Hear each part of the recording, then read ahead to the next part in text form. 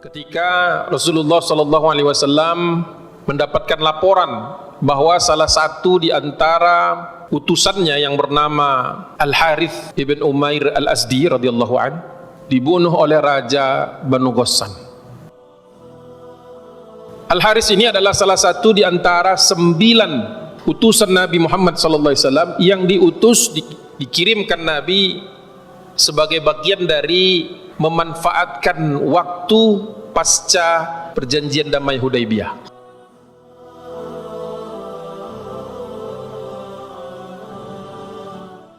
Kita tahu sejak Rasulullah hijrah sampai dengan Hudaybiyah terjadi peperangan antara kaum muslimin dengan kaum musyrikin Quraisy.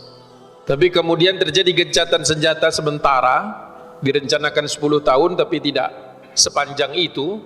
Terjadi perdamaian yang waktu itu secara tertulis sepertinya merugikan kaum muslimin.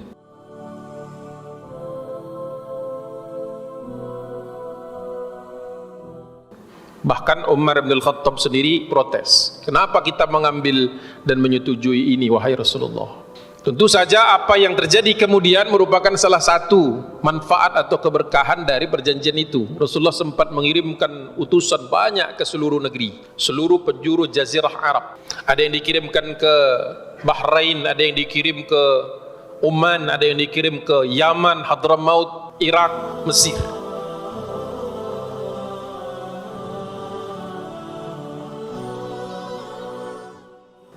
Nah, yang hendak kita bahas adalah yang dikirim oleh Rasulullah SAW menuju ke Syam, ke Biladus Syam, negerinya orang-orang Bizantium, Romawi Timur, Ortodoks, Nasrani Ortodoks. Ketika datang dan sampai kepada Rasulullah berita bahwa utusan Nabi itu dianiaya, dibunuh, ya, maka Rasulullah mengirimkan rombongan, dan ini adalah kisah awal perang Mu'tah.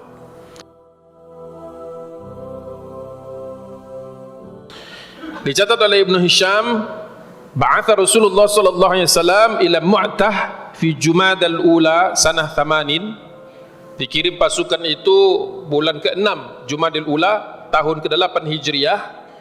Wasta'mala alaihim Zaid bin Harisah radhiyallahu an. Ditugaskan oleh Rasulullah untuk memimpin pasukan ini seorang yang tidak asing lagi bagi sahabat, yaitu Zaid bin Harisah. Dulu pernah namanya Zaid bin Muhammad Ibni Abdullah, pernah dulu menjadi anak angkatnya Nabi sebelum turunnya pelarangan adopsi. Para sahabat tidak ada yang berkeberatan tentu saja dengan pilihan Nabi SAW, dan pilihan Rasulullah pun tepat sebagai orang yang pertama kali dipercaya untuk menyimpan rahasia Nabi sejak dari dakwah ketika dimulai secara sembunyi-sembunyi di Makkah. Zaid bin Harisah itu sudah mendampingi dakwah dari sejak awal. Namun di luar dugaan sahabat Nabi sallallahu alaihi wasallam, Rasulullah bersabda atau berwasiat setelah dia mengangkat Zaid, in usiba Zaidun, kalau Zaid itu sampai terbunuh syahid, fa Ja'far ibn Abi Talib, maka kalian harus mengangkat Ja'far bin Abi Talib. Jadi tidak ada di situ ruang untuk berimprovisasi, ya. Jadi kalau dia wafat, angkat Ja'far. Dan Ja'far pun bukan orang sembarangan, merupakan salah satu keluarga Nabi sallallahu alaihi wasallam. Abu Talib pernah kebagian mengasuh Nabi sallallahu alaihi wasallam ketika masih kecil setelah wafatnya Abdul Muthalib, kakeknya Nabi.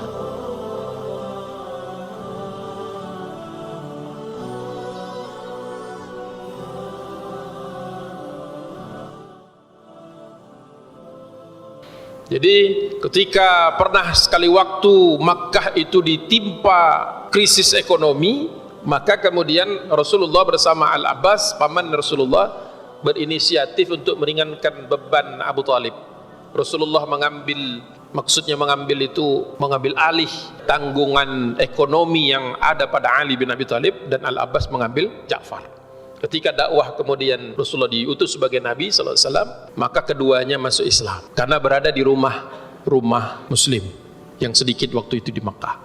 Jadi Ja'far bin Abi Thalib diperintahkan sama Nabi untuk menjadi komandan cadangan, second in command, orang kedua. Dan satu lagi yang tidak boleh dilupakan bahwa Ja'far bin Abi Thalib ini baru pulang sebenarnya, statusnya baru saja pulang dari hijrah pertama, hijrah ke Habasyah, baru pulang, mungkin belum ada setahun. Jadi ketika mereka berada di Habasyah hendak pulang, Rasulullah sudah hijrah, sehingga mereka kemudian pulangnya tidak ke Mekah tapi ke Madinah. Ketika sampai di Madinah ternyata Rasulullah sedang dalam ekspedisi ke Khaybar. Ja'far kemudian membawa rombongan itu untuk berangkat ke Khaybar, baru meletakkan perbekalan langsung berangkat lagi untuk jihad fisabilillah. Sampai di sana ternyata Rasulullah baru selesai, baru futuh itu benteng yang ketujuh, benteng orang-orang Yahudi di Khaybar. Sehingga Rasulullah mengatakan, aku tidak tahu mana yang lebih menggembirakan, apakah jatuhnya Khaybar atau kembalinya Ja'far. Ja'far dan rombongan yang berangkat mendapatkan bagian dari ghanimah walaupun tidak sempat ikut perang, karena Rasulullah menilai mereka ketika berangkat dari Madinah, waktu mereka niat berangkat dan berangkat dari Madinah, peperangan di Khaybar belum selesai, masih tercatat sebagai mujahid dan mendapat bagian. Masya Allah. Orang yang kedua,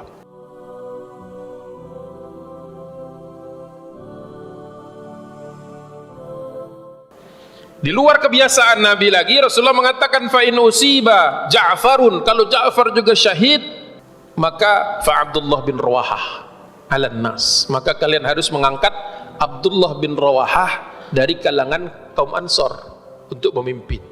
3 orang disiapkan Nabi untuk memimpin Mu'tah ini. 3 orang yang tiga-tiganya spesial. Kalau Abdullah bin Rawahah ini tipikal anak muda Ansor, orang-orang yang sangat rajin dalam ibadah. Orang Ansor itu memang spesialis ibadah. Maksudnya spesialis itu memang sering tercatat dalam sejarah sebagai orang-orang yang kalau ibadah itu sampai maksimal lah. Pernah sekali waktu dia sholat ba'da isya, sholat lail ba'da isya, tidak lama setelah isya dia sholat lail, terus disaksikan orang dan masih ditemukan Rasulullah menjelang subuh masih sholat lail, sholat tahajud, sampai dinasihati, badanmu ada haknya.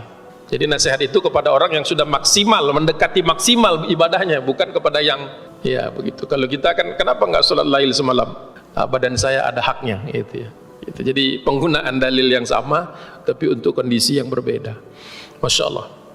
Dan beliau ini adalah orang yang masih muda, sekitar 27 tahun ya? Masya Allah.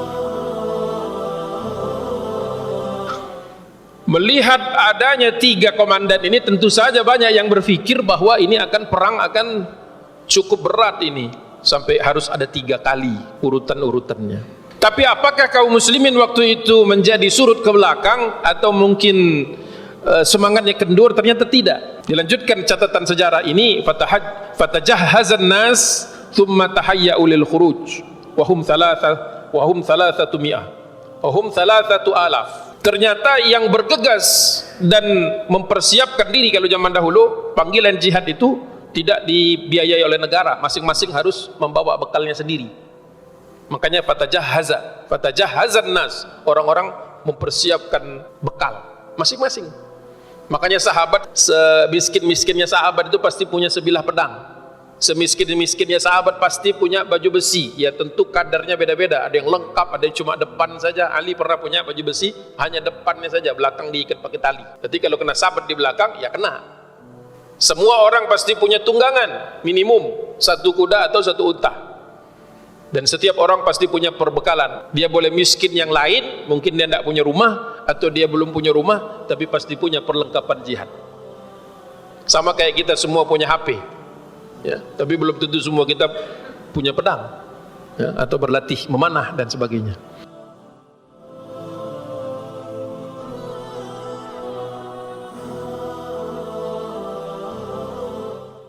Jadi menarik ketika dicatat bahwa semua orang mempersiapkan untuk berangkat, dan dalam waktu 1 kali 24 jam persiapannya terkumpul 3,000 orang. Masya Allah, 3.000.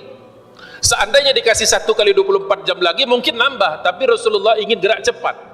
Supaya apa? Supaya pertama membuatkan kejutan kepada lawan, yang kedua untuk juga melihat bagaimana kesiagaan kita. Jadi kita perlu juga siaga. Walaupun mungkin yang kita hadapi bukanlah perang, tapi Indonesia ini dari Sabang sampai Merauke kecuali beberapa pulau itu berpotensi kena gempa, berpotensi kena tsunami yang di pinggir-pinggir pantai dan lain sebagainya. Kita pun harus punya kesiagaan, harus punya kesiapan, karena kita tidak pernah tahu ya, harus ada kesiagaan. Apa? Supaya tidak menjadi korban, dan kedua, kalau kebetulan tidak terlalu jauh dari tempat kita bisa menjadi relawan. Jadi ada satu tas yang memang kita siapkan untuk bersiaga. Sebagaimana sahabat 1 kali 24 jam sudah bisa rapi di depan Masjid Nabawi, siap untuk diberangkatkan. Jadi boleh kita evaluasi bagaimana kesiagaan kita. Seandainya terjadi, naudzubillah, terjadi satu bencana besar, apakah detik ini di tas kita itu bisa survive untuk 1 kali 24 jam? Ya, apakah ada air, apakah ada makanan kecil, apakah ada obat-obatan sederhana, apakah ada baju ganti? Ya, kalau mau diterusin banyak tentu saja, tapi yang standar obat-obat untuk bertahan 1 kali 24 jam saja. Jadi salah satu ibrahnya ketika kita membaca sirah nabawiyah, terutama melihat kesigapan para sahabat, adalah mengambil ibrah bahwa mereka itu selalu standby. Pada umumnya mereka itu siap, siaga. Jadi bukan tipe orang yang sudah 2 hari, 3 hari, seminggu belum juga datang, tapi orang-orang yang sigap. Itu yang pertama menurut saya penting untuk kita renungkan.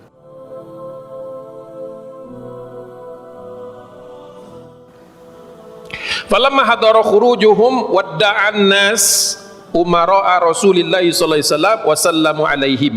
Setelah semuanya siap untuk berangkat dan orang-orang yang ditunjuk oleh Nabi untuk jadi pemimpin sudah hadir semuanya, mereka mengucapkan salam, saling mendoakan.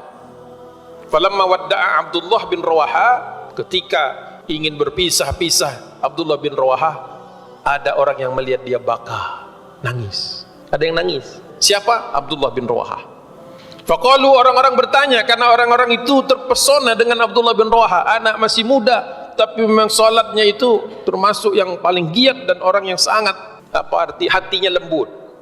Ya, wajilat qulubuhum, kalau dibacakan ayat gampang menangis. Sehingga orang penasaran kenapa dia sebelum berangkat ini nangis.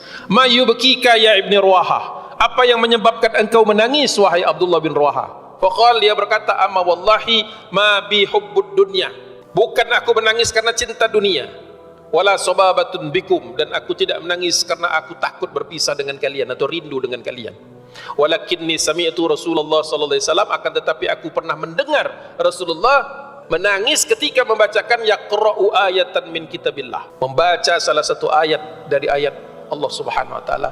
Kemudian Abdullah bin Rawaha membacakan surah Maryam ayat ke-71 dan 72. A'udzubillahi minasyaitonir rajim. Bismillahirrahmanirrahim. Wa in minkum illa wariduha, sungguh semua kalian tanpa terkecuali akan mendatanginya.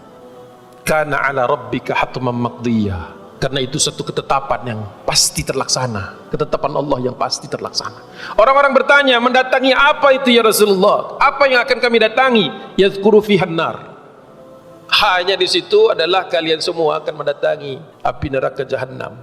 Terus bagaimana nasib kita? Di ayat 72, thumma nunajjil ladzina taqaw, nanti Allah akan selamatkan mereka-mereka yang bertakwa. Wa nadharudz zalimin fiha, dan Allah tinggalkan orang-orang yang zalim di dalam itu jithiyah, dalam keadaan berlutut atau sedang disiksa oleh para malaikat-malaikat neraka jahanam.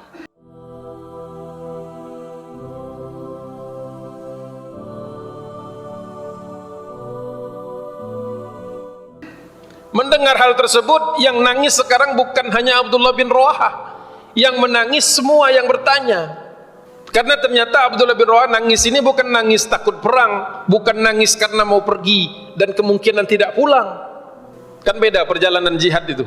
Perjalanan jihad fisabilillah itu biasanya tiketnya satu arah, karena tidak ada yang berandai-andai pulang. Beda kalau misalnya kita dikasih tugas. Kalau tugas kantor kan selalu SPJ-nya itu yang namanya tiket pesawat pasti PP kan, pasti pulang pergi. Mana ada yang mau ditugaskan tapi tidak dikasih suruh balik? Ada yang mau? Belum, kita level iman belum sampai situ.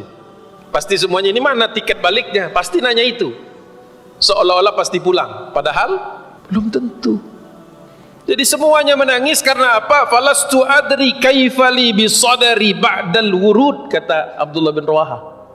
Aku sendiri tidak tahu nanti bagaimana kejadian aku kalau sudah sampai ke titik al-wurud tadi yang ketemu seperti ayat ke-71 tadi. Aku tidak tahu nanti aku gimana. Jadi yang dia tangiskan adalah apakah dirinya sudah pantas ketika mati itu nanti, syahid itu, apakah sudah pantas untuk diterima Allah Subhanahu wa taala. Kenapa kalau yang seperti ini selalu orang-orang yang baik yang takut ini takut itu, ya? Kalau orang-orang yang zalim itu enggak ada rasa takutnya mereka. Orang-orang baik, orang-orang soleh itu yang biasanya takut nanti hisabnya bagaimana gitu. Tapi kalau orang yang biasa zalim, tidak ada lagi rasa takutnya. Perhatikan, orang yang bisa nangis takut kena hukuman biasanya orang yang justru sudah menjaga dirinya. Tapi yang tidak jaga dirinya cuek aja, nggak bergetar lagi. Nggak wajilat qulubuhum wa idza tuliyat alaihim ayatuhu zadatsum iman, nggak naik imannya, mantep aja di situ. Orang nangis di sebelah dia pikir cengeng amat sih nangis, padahal yang nangis itu mungkin lebih berani daripada dia, cuma hatinya sedang bergetar sehingga air matanya turun.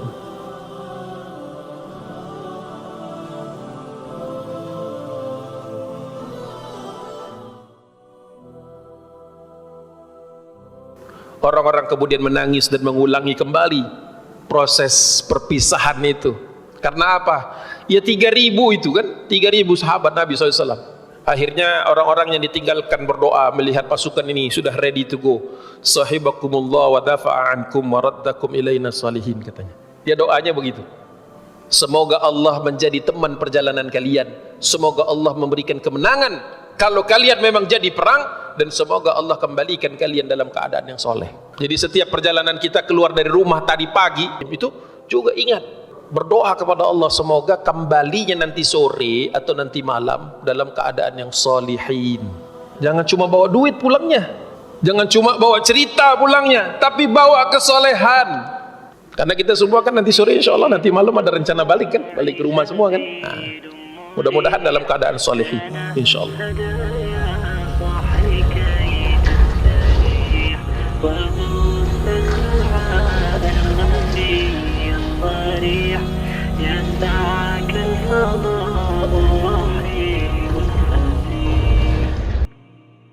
سبيل الدموع سبيل مريح تنهدى